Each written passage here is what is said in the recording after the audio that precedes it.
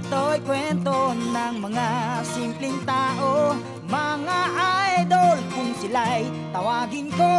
Ang idol kong si Kyo, laging alisto, alerto.